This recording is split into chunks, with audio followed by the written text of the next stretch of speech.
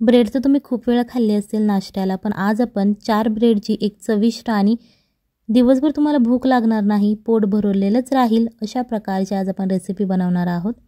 ही recipe तुम्ही तुमच्या लहान मुलांना सुद्धा देऊ शकता, त्यांच्या डब्यासाठी बनवू शकता। सगळ्यात पहिल्यांदा इथे आपल्याला 2 अंडी फोडून घ्यायची आहेत। ही मी बॉयलर कोंबडीची अंडी वापरलेली आहेत। जर तुमच्या घरात गावठी कोंबडीची अंडी अवेलेबल असतील तर तुम्हाला अंड्यांची क्वांटिटी वाढवावी लागेल, कारण गावठी कोंबडीचं अंड हे खूप छोटं असतं। सो त्याच्यासाठी तुम्ही 3 ते 4 अंडी इथे घ्यायची आहेत। ही मी 2 अंडी फोडून घेतलेली आहेत चमच्याच्या मदतीने, ती आपल्याला फेटून घ्यायची आहेत। जर तुमच्याकडे बीटर असेल तर तुम्ही त्याने फेटलं तरीही चालेल। व्हिडिओ आवडत असेल तर व्हिडिओला लाईक करा आणि जर तुम्ही चॅनलवर नवीन असाल तर चॅनलला सबस्क्राईब करा, जेणेकरून येणाऱ्या नवनवीन व्हिडिओजचे अपडेट तुम्हाला लगेच मिळतील। याच्यानंतर आपल्याला एक बारीक चिरलेला कांदा घ्यायचा आहे। जर तुम्हाला कांदा आवडत नसेल तर तुम्ही स्किप केला किंवा थोडासा टाकला तरीही चालेल। एक बारीक चिरलेला टोमॅटो घ्यायचा आहे। त्याच्यानंतर एक बारीक चिरलेली शिमला मिरची घ्यायची आणि हिरवी कोथिंबीर घ्यायची आहे। जर तुमच्याकडे हिरवी कोथिंबीर नसेल, वाळवलेली कोथिंबीर असेल, ड्राय केलेली असेल, तुम्ही ती वापरली तरीही चालेल। सो हे जे सगळे पदार्थ आपले घालून झाले आहेत, त्याच्यानंतर थोडंसं मिक्स करायचं आणि परत चवीनुसार मीठ घालायचं आहे। मीठ घालून झाल्यानंतर परत एकदा आपल्याला ते चमच्याच्या मदतीने मिक्स करून घ्यायचं आहे, जेणेकरून आपण जे मीठ घातलेलं आहे ते सगळ्या भाज्यांना आणि या जी आपण 2 अंडी फोडून घेतली होती त्याला छान असं लागलं जाईल आणि टेस्ट खूप छान येईल। जर तुम्ही याच्या आधीचे व्हिडिओ बघितले नसतील, तुम्ही खूप सारं भरभरून प्रेम दिलेलं आहे। सो या आधीचे व्हिडिओ जर तुम्ही बघितलेले नसतील तर तुम्ही चॅनलवर जाऊन बघू शकता आणि भरभरून प्रेम द्या। याच्यानंतर आपल्याला इथे 4 ब्रेड घ्यायचे आहे। इथे तुम्ही ब्राउन ब्रेड वापरला तरीही चालेल। जर तुम्ही डाएटवरती असाल तर तुम्ही ब्राउन ब्रेड वापरू शकता।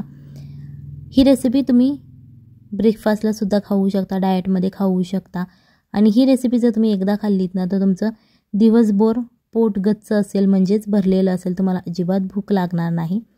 सो आपल्याला इथे एक चाकू घ्यायचा आहे। तुम्ही छोट्या साईजचा घेऊ शकता किंवा मोठा जरी चाकू असेल तरीही चालेल।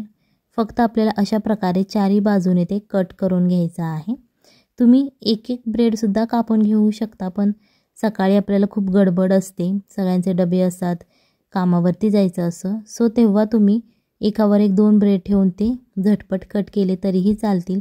सो अशा प्रकारे हे 4ही ब्रेड आपल्याला कट करून घ्यायचे आहेत आणि जो मधला पोर्शन आहे तो साईडला काढायचा आहे।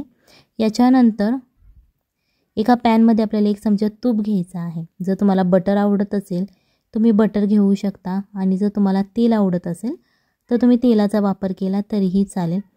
अशा प्रकारे ते सगळ्या बाजूने स्प्रेड करून घ्यायचं आहे आणि छान असं गरम करून घ्यायचं आहे। हे जे आपण तूप घातलेलं आहे ते तूप गरम झाल्यानंतर जे आपण ब्रेडचे स्लाइस कापून घेतलेले आहेत, जो कडेचा भाग आहे ब्रेडचा, तो अशा प्रकारे पॅनमध्ये आपल्याला ठेवून घ्यायचा आहे। जे आपण अंड्याचं बॅटर तयार केलेलं होतं ते एका ग्लासमध्ये किंवा एका वाटीत तुम्ही काढून घेतलं तरीही चालेल आणि अशा प्रकारे आपल्याला ते मध्यभागी ब्रेडच्या ओतून घ्यायचं आहे। त्यामुळेच हे बॅटर मी ग्लासमध्ये घेतलं होतं, जेणेकरून ते आपल्याला सहज ओतता येईल। इथे लक्षात ठेवायचं आहे की हे जे आपण बॅटर घातलेलं आहे ते फक्त मध्यभागीच ओतायचं आहे, कडेला अजिबात ओतायचं नाही। अशा प्रकारे ते तुम्ही चमच्याच्या मदतीने थोडंसं स्प्रेड करून घ्या, जेणेकरून ते सगळ्या बाजूने छान असं पसरलं जाईल।